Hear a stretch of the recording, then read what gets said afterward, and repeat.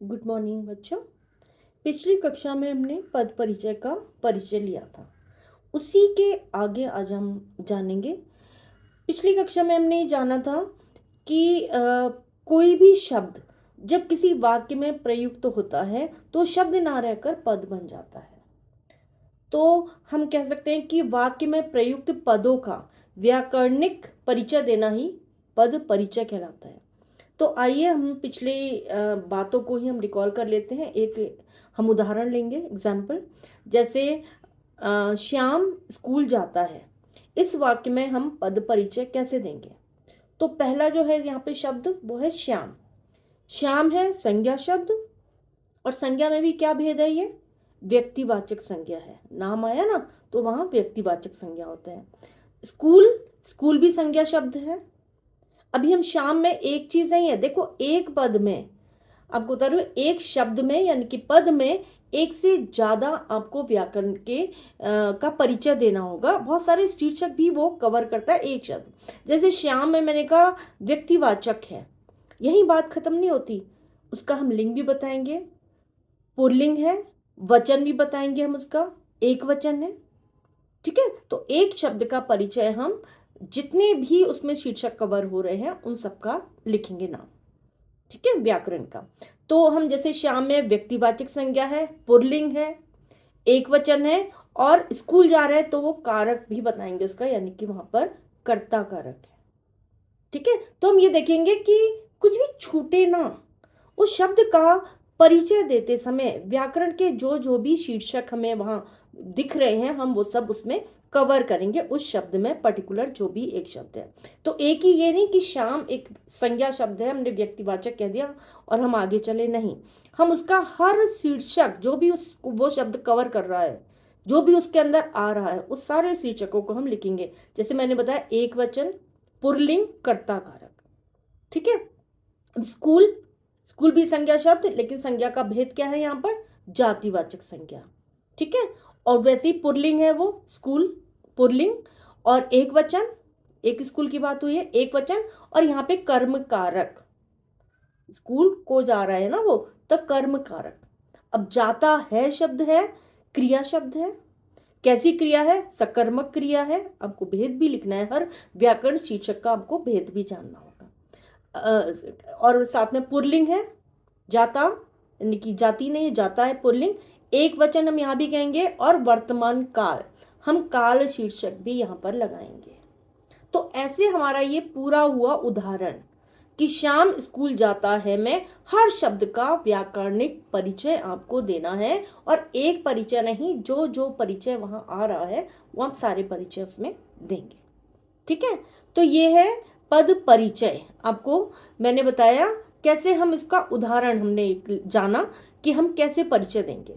अब हमने जाना था कि पद परिचय है वो 5 तरह से होते हैं, है ना। 5 भेद हैं उसके, कि संज्ञा, सर्वनाम, विशेषण, क्रिया और अव्यय। अव्यय यानी कि अभिकारी शब्द, इसी में कहीं कहीं आप देखते हैं कि क्रिया विशेषण भी लिखा होता है। वो क्रिया विशेषण या संबंध बोधक, समुच्चय बोधक, ये जो सारे पाठ हैं वो क्रिया विशेषण में ही आते हैं, है ना। तो अलग से हम अव्यय, सॉरी क्रिया विशेषण नहीं, अव्यय शब्द में ही आते हैं। क्रिया विशेषण भी अव्यय शब्द का ही एक भाग है।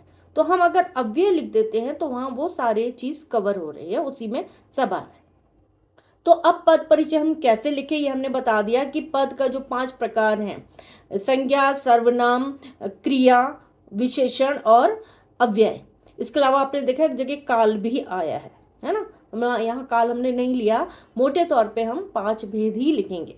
ठीक है, तो पद परिचय लिखते समय हमें क्या क्या करना है, सामान्य पद परिचय है ये।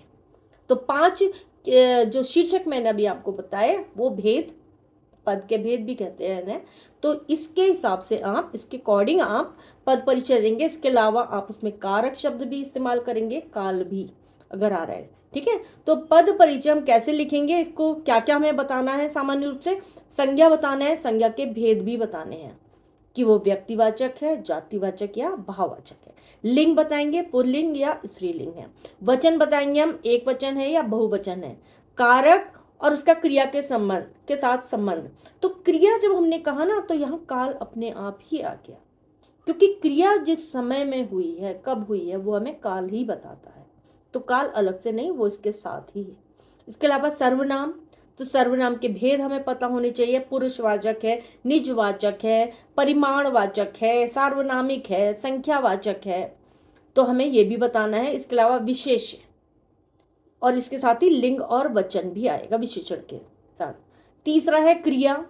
क्रिया के भेद में क्या बताएंगे हम? अकर्मक है, सकर्मक है, और क्रिया के भेद आपने और पढ़े हैं, ये वरिष्ठ कक्षाओं के लिए है ना, तो आपने माध्यमिक कक्षाओं में पढ़ा है। प्रेरणार्थक क्रिया है ना, संयुक्त क्रिया, मुख्य सहायक क्रिया, ये सब। वाक्य, फिर लिंग, वचन, काल और धातु। ठीक है, ये क्रिया में आएगा। फिर अव्यय। अव्यय के जो भेद हैं, क्रिया विशेषण, इसके खुद में ही 4 भेद है ना। कालवाचक क्रिया विशेषण, स्थानवाचक क्रिया विशेषण, रीतिवाचक क्रिया विशेषण। ठीक है, तो ये क्रिया विशेषण के जो भेद है ये आप लेंगे। इसके अलावा संबंध बोधक, समुच्चय बोधक और विस्मयादि बोधक, ये भी लिखेंगे आप जब शब्द को देखेंगे कि वो कहाँ कहाँ क्या क्या उसमें के अंदर आ रहा है, कौन कौन सा शीर्षक उसमें कवर हो रहा है। इसके अलावा निपात भी, तो शब्द जो अगर आते हैं तो वो निपात है। ठीक है, तो जिसमें क्रिया की विशेषता बताई जा रही है वो भी, उसका निर्देश समुच्चय बोधक है, संबंध बोधक है, विस्मयादि बोधक है, निपात है, उसका भेद, तो निर्देश हमें ये भी बताना होता है।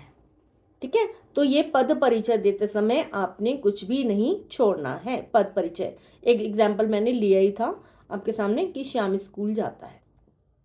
इसके अलावा कोई निश्चित नहीं है। संज्ञा का पद परिचय आप देंगे, जैसे संज्ञा का पद परिचय देते समय प्रत्येक शब्द को आप वाक्य से को अलग अलग तरीके से उसका परिचय आपको बताना है, लिंग वचन कारक बताना है। ठीक है, जैसे मैंने अभी आपको बताया, जैसे एक उदाहरण और ले सकते हैं कि राम ने रावण को बाण से मारा, तो इस वाक्य में राम जो है वो रावण और बाण तीन जो है वो संज्ञा पद हो गए, है ना। लेकिन तीनों का जो पद का जो हम अन्वय करेंगे उस तरह से, राम को हम कहेंगे व्यक्तिवाचक, पुल्लिंग, एक वचन, कर्ता कारक। ऐसी रावण को कहेंगे हम व्यक्तिवाचक, पुल्लिंग, एक वचन, बट कर्म कारक, क्योंकि उसको मारा। बाण से मारा, तो बाण भी संज्ञा शब्द है। ठीक है, व्यक्तिवाचक है बाण शब्द, पुल्लिंग है, एक वचन है, और कारण साधन रूप में है, तो करण कारक। इस तरह से हम ऐसे उदाहरण हम देते हैं संज्ञा का, जैसे पद भेद है। इसी तरह से जो आप करेंगे सर्वनाम का पद परिचय देंगे तो सर्वनाम के भेद भी बताएंगे। उसके साथ जो जो संबंध है वाक्य का, लिंग, वचन, कारक या काल, तो हम वो भी बताएंगे। विशेष है तो वो भी बताएंगे हम।